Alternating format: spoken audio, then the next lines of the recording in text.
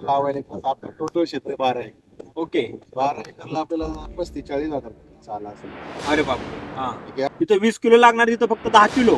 अरे बापरे. नमस्कार शेतकरी बांधवांनो, कसे आहात? आज आपण भेटणार आहोत सोयाबीन पिकामध्ये लाखोचे उत्पादन करणारे श्री नंदकुमार चव्हाण यांना. तर चला तर बघूया त्यांच्या सोयाबीन पिकातील उपक्रम. तर चव्हाण साहेब नमस्कार. नमस्कार. तर हा प्लॉट तुमचा केव्हा लावलेला आहे? आपण हा सगळे छोटे आपण लावले जवळपास 1 महिना होऊन गेलेला आहे. ओके. तर कोणती सोयाबीनची व्हरायटी लावलेली आहे? फुलेकिमिया.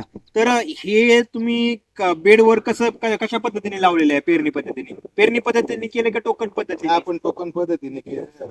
3.5 फुटाची थोडस दाट झालं. आपण यावर्षी 4 फुटाची बेड केली. अच्छा. आणि आपल्याला जर हे मजुरीच्या बायांनी जर लावायला आपलं टोटल क्षेत्र 12 आहे. ओके. 12 एकरला आपल्याला 35-40 हजार चाला असेल. अरे बापरे. हा. हे आपलं फार फार 3 ते 4 हजार रुपये मजुरी गेलेली आहे लावायला टोकन.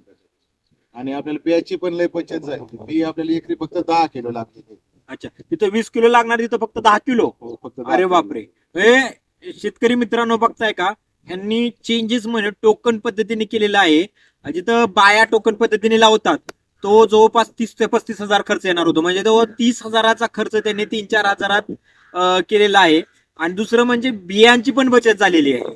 10 किलो बियाची बचत जर आपण 100 रुपयावर ऍव्हरेज पकडलं तर 1000 रुपये इथे बचत झालेली आहे. आणि जर फुटवा वाढवण्यासाठी म्हणजे आता एका महिन्याच्या मध्ये त्यांनी तुमचे फुटवे मोठ्या प्रमाणात दिसत आहे आणि फुलंही लागलेले आहे. आपल्याला गेल्या वर्षी विशेष काय केलंय? आपण गेल्या वर्षी पहिला प्रयोग केला होता. आपण पहिला एक ट्रॅक्टरने करत होतो. हा. पण आपल्याला त्याच्यामध्ये खूप दाटी झाल्यामुळे ते किडीचा प्रादुर्भाव जास्त व्हायचा. अच्छा. आणि हा. औषधं मारायला खूप अडचण होती. गेल्या हा. वर्षी 3.5 फुटाचे बेड पाडले होते. त्याच्यात सुद्धा आपल्याला गेल्या वर्षी थोडी दाटी जाणवती. हा. या वर्षी आपण 4 फुटाचे बेड पाडलेले. बर. Very good. त्याच्यामुळे आता तुम्ही आता बघू शकता झाडांची फुटवे आणि फुलांची संख्या. त्याला आपण पहिला स्प्रे आहे ना 10-40-10 सोलोमन हा. आणि अँट्रोपॉल मारलेला आहे. मी फक्त एकच स्प्रे झालेला आहे याला. अच्छा, प्रिव्हेंटिव्ह स्प्रे आई यायच्या अगोदर. म्हणजे आळे यायच्या अगोदर. हा. शेतकरी मित्रांनो बघितलं काय, ह्यांचा दृष्टिकोन हा कॅश क्रॉप सोयाबीन म्हणूनच बघतात.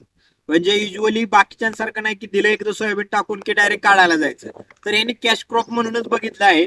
आणि प्रिव्हेंटिव्ह मेजर्स घेतात. म्हणजे आई यायच्या अगोदर, फुलगळ होण्याच्या अगोदर हे अगोदरचे स्प्रेज घेतात त्यांचे. 10-40-10 अगोदर फुटवा वाढण्यासाठी हा एक मोठ्या प्रमाणात स्प्रे घेतलेला आहे त्यांनी आणि दरवर्षी घेतात. आणि तुमचं गेल्या वर्षी उत्पादन काय होतं एकरी?